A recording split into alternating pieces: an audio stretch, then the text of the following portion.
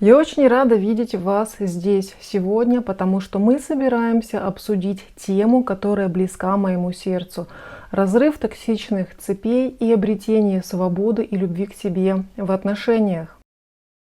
Нездоровые отношения могут тяготить нас, загоняя в ловушку негатива и истощая нашу самооценку. Но не бойтесь, друзья мои, потому что сегодня я поделюсь с вами мощными идеями и практическими советами, которые помогут вам разорвать эти токсичные цепи и вернуть себе счастье и любовь к себе. Прежде всего, очень важно распознать признаки нездоровых отношений. Обратите внимание на постоянное неуважение, манипуляции, контроль или любую форму насилия. Помните, вы заслуживаете любви и уважения, и никто не должен заставлять вас чувствовать себя иначе. Вот некоторые общие признаки нездоровых и токсичных отношений. Первое – отсутствие уважения. Здоровые отношения строятся на взаимном уважении, но в нездоровых отношениях уважение может постоянно отсутствовать. Пренебрежение границами, принижение, оскорбление или унизительное поведение – явные признаки неуважения. Второе – контроль и манипуляции. Один из партнеров может демонстрировать контролирующее поведение,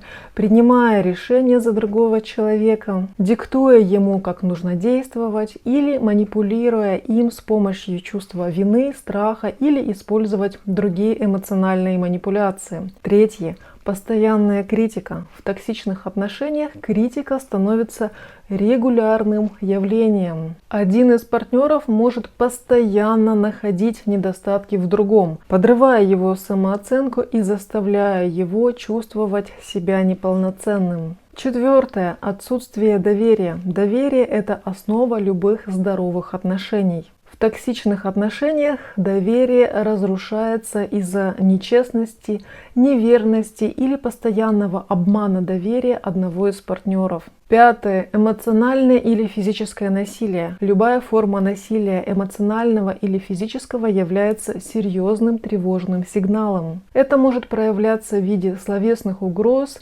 физического насилия, запугивания или контролирующего поведения, которое вселяет страх в другого человека. Шестое – изоляция от близких. Токсичные партнеры могут пытаться изолировать своего любимого человека от друзей и семьи. Они могут препятствовать или мешать ему проводить время с близкими, в результате чего человек чувствует себя социально изолированным и зависимым от токсичного партнера. Седьмое – отсутствие поддержки. Здоровые отношения предполагают поддержку и ободрение. В токсичных отношениях один из партнеров может подрывать цели другого, отвергать его мечты или отказываться оказывать эмоциональную поддержку, когда она необходима. Восьмое – постоянные конфликты. Хотя разногласия являются нормальным явлением в любых отношениях, постоянные конфликты и нерешенные вопросы указывают на токсичность. Девятое – несбалансированная динамика власти. В токсичных отношениях динамика власти часто не сбалансирована. Один из партнеров может постоянно обладать большей властью, принимать большинство решений и игнорировать вклад или потребности другого человека. Десятое. Чувство опустошенности и истощения. Токсичные отношения заставляют человека чувствовать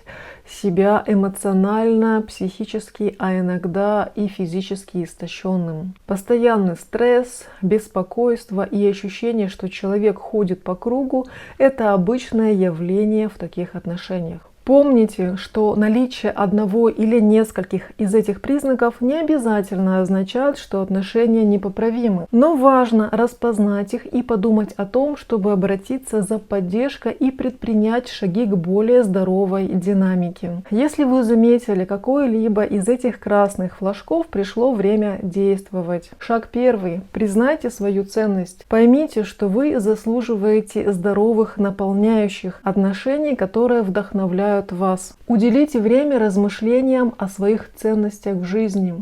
Запишите их и помните о них всегда, и вам станет намного легче установить для себя четкие границы в отношениях. Шаг второй. Установите приоритет любви к себе. Часто мы пренебрегаем собственными потребностями в токсичных отношениях, но давайте сегодня с этим наконец-то покончим. Сделайте заботу о себе неотъемлемой частью вашего распорядка дня. Занимайтесь деятельностью, которая приносит вам радость. Практикуйте сострадание к себе и окружайте себя позитивным влиянием.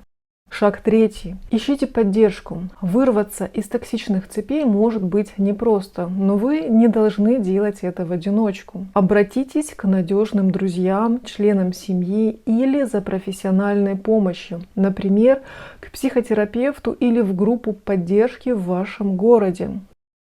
Также вы всегда можете записаться на личную консультацию ко мне или присоединиться к психотерапевтической группе онлайн «Я и другие». Мы встречаемся каждую субботу. Ссылку на регистрацию для участия в группе вы найдете в комментариях к видео. Помните, что в обращении за помощью есть большая сила. А теперь пришло время сосредоточиться на обретении свободы. Шаг четвертый. Отпустите токсичные отношения. Это может быть трудно, но отдайте предпочтение своему благополучию, а не страху остаться одному. Окружите себя позитивными, поднимающими настроение людьми, которые пробуждают в вас лучшее.